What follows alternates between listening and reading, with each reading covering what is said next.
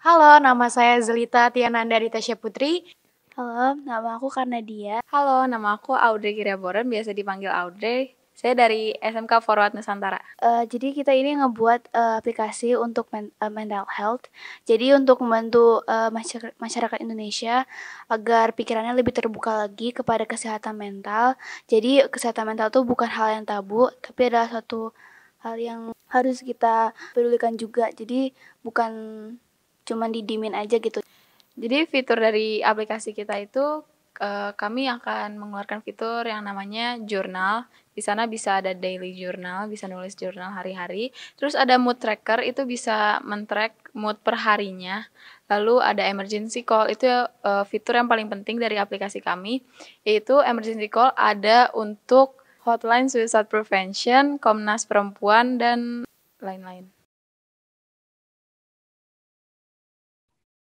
Berikutnya, perkenankan kami memaparkan aplikasi Lukna.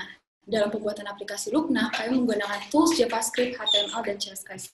Berikut ini adalah demo aplikasi kami. Selamat datang di Lukna. Kami merupakan solusi penanganan dan deteksi dini gangguan mental berbasis digital yang bertujuan memperbaiki dan meningkatkan penanganan kesehatan mental masyarakat Indonesia. Aplikasi kami dilengkapi berbagai fitur untuk membantu penderita mendapatkan bantuan dini untuk menangani gangguan mental. Di bagian pertama, saat membuka aplikasi Lukna, terlihat logo Lukna di halaman home. Setelah itu, terlihat tampilan menu beserta fitur-fitur Lukna. Pada fitur utama, pilihan pertama adalah emergency call. Nah, emergency call berupa daftar kontak hotline suicide sebagai layanan khusus untuk pencegahan bunuh diri. Di sini ada tersedia untuk hotline suicide bunuh diri, kontak darurat kepertolongan KDRT, hotline darurat korban pelecehan seksual, dan rumah tangga yang didedikasikan untuk mendukung para korban dengan memberikan pertolongan awal pada korban melalui mental support yang bersifat rahasia. Fitur selanjutnya adalah fitur jurnal harian. Saat user membuka jurnal harian, user akan melihat pilihan mood tracker, mengindikasikan perasaan user di hari tersebut. Lalu, user akan diarahkan ke jurnal harian, di mana ada beberapa pertanyaan yang diajukan ke user untuk mempermudah mereka menulis jurnal. Selanjutnya adalah fitur group chat, seperti namanya yaitu ruang aman.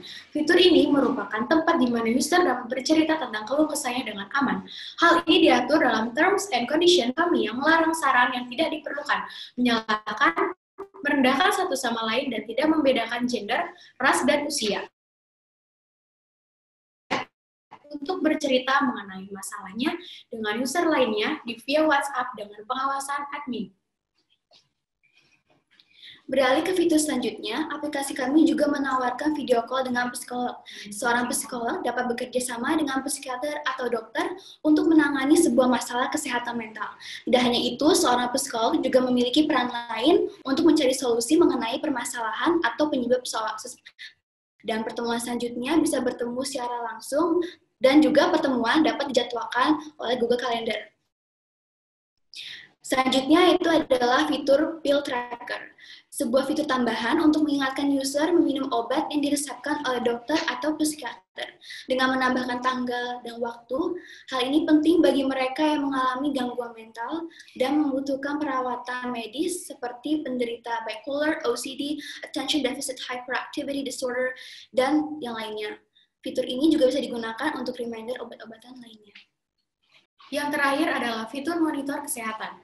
Di sini, user dapat melihat kembali jurnal yang ditulis.